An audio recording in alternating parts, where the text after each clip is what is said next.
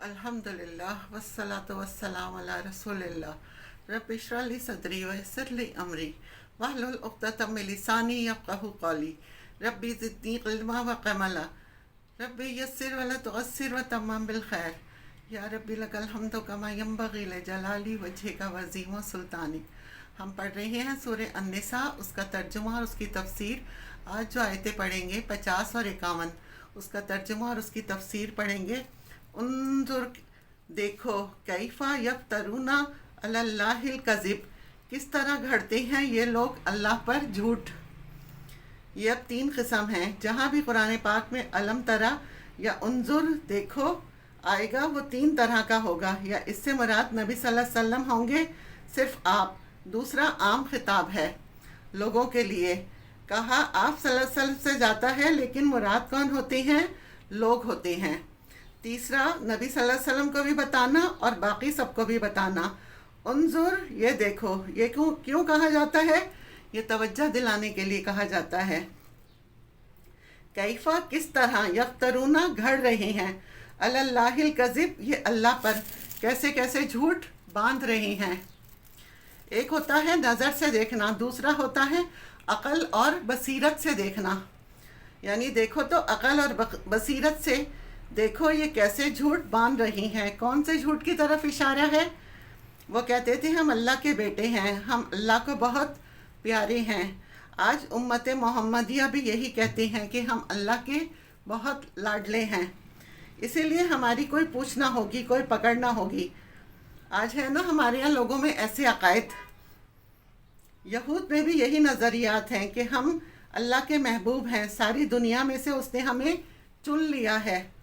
इसको अल्लाह ताला फरमाते हैं कि ये कैसी झूठी बातें करते हैं और ये अल्लाह से मंसूब करते हैं कि अल्लाह ने हमको ये कहा, वकफ़ा बिही इस्मम मुबीना, काफ़ी है इसका, किसका? झूठ का, खुला गुनाह होना। ये बजाते खुद भी एक बड़ा गुनाह है और दूसरों पर भी इसका असर ठीक नहीं होगा। यहूद ने अपने गिरोह के लिए, अपनी नस्ल के लिए क्या मुकर्रर कर रखा था कि हम अल्लाह के बहुत प्यारे हैं, लिहाजा हमारी तो निजात होनी ही होनी है। अलम तरा, क्या तुमने नहीं देखा, इल्लल्लज़ीना, उन लोगों की तरफ, ऊतू, जो दिए गए, नसीबन, एक हिस्सा, मिनल किताबी, किताब में से। जब भी अलम तरा कहकर खिताब किया जाता है, इससे मुराद ताज्जुब होता है या तवज्जो दिलाना होती है। गौर करो, देखो, देखा नहीं तुमने, तो यहाँ पर हैरत या ताज्जुब का इजहार है। हैरत की बात है, ज़रा देखो तो सही उन लोगों को जिन्हें किताब का एक हिस्सा मिला। जैसा कि हम पीछे पढ़ चुके हैं, किताब का एक हिस्सा किसको मिला था? यहूद व नसारा को। यहाँ चूँकि मदीने में आप सल्लल्लाहु अलैहि वसल्लम का ताल्लुक़ यहूद के साथ था, इसलिए इशारा है यहूद की तरफ। नसीबा मिनल किताब, किताब का एक हिस्सा। युमिनूना बिल जिब्ति, वो ईमान लाते हैं जिब्त पर, मानते हैं जिब्त को। साहिब किताब होते हुए, ईमान वाले होते हुए, वो जिब्त पर ईमान रखते हैं। और जिब्त क्या है? बेफ़ायदा, बेहकीकत, बेअसल चीज़, वहमी ख्याली चीज़ें, जैसे कहानत, फालगिरी, टूने टोटके, शुकूक, जादू, इन सब चीज़ों पर जिब्त का इतलाक़ होता है। हज़रत उमर से रिवायत है कि जिब्त से मुराद सहर और तागूत से मुराद शैतान के हैं, क्योंकि बिल जिब्त व तागूत का लफ्ज़ आ रहा है और तागूत को मानने, और तागूत से मुराद हर वो क़ुव्वत जो सरकश हो और बंदगी की हद से बाहर निकले। पानी में तुग़यानी आने का क्या मतलब होता है? जब पानी अपने हदूद किनारों से बाहर निकलने लगे तो कहते हैं पानी में तुग़यानी आ गई। तो यहाँ पर तागूत से मुराद हर वो शय, हर वो शख्स या हर वो चीज़ जो बंदगी की हद से बाहर निकले, सरकश हो। इंसानों के अलावा जिन्नात के लिए भी अल्लाह ताला ने क्या पसंद किया है, क्या चाहा? वमा खलक़तुल जिन्ना वल इंसा इल्ला लियअबुदू, जिन्हों इंस मैंने अपनी इबादत के लिए पैदा किया है। अब अगर वो अल्लाह की इबादत के बजाय कुछ और करने लगें तो क्या होगा? सरकशी होगी, यानी अल्लाह के सामने झुकने के बजाय सर उठाने लगें, नाफरमानी करने लगें, अल्लाह की बात ना माने, تو اللہ کی بات نہ ماننا، اور پھر صرف یہ کہ خود نہیں بلکہ دوسروں کو بھی روکنا.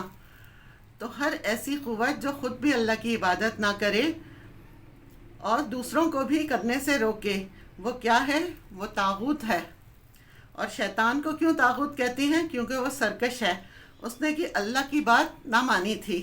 اللہ نے فرمایا تھا کہ تم آدم کو سجدہ کرو، اس نے نہیں کیا. اور صرف یہ نہیں کہ اس نے خود انکار کیا بلکہ دوسروں کو بھی وہ روکتا ہے.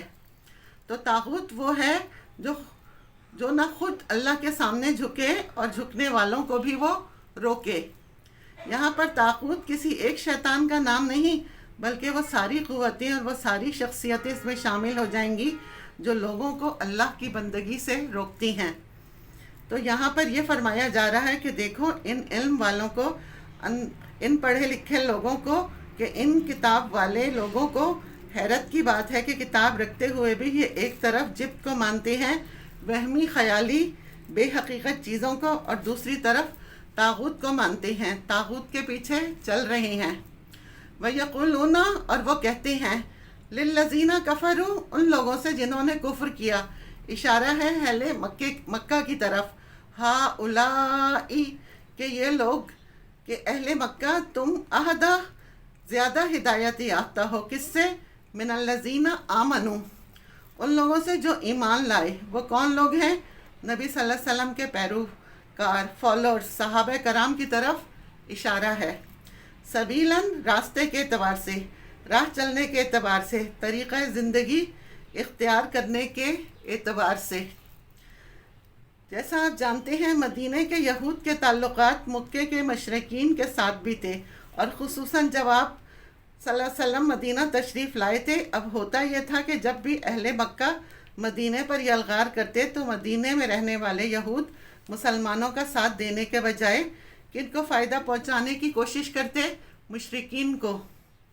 اور مشرکین جب ان سے پوچھتے کہ تم تو کتاب والے ہو، یہ بتاؤ کہ اس شخص کی نبوت کی کیا حقیقت ہے؟ وہ سب تھے کہ یہ سچا نبی ہے، وہ جانتے تھے.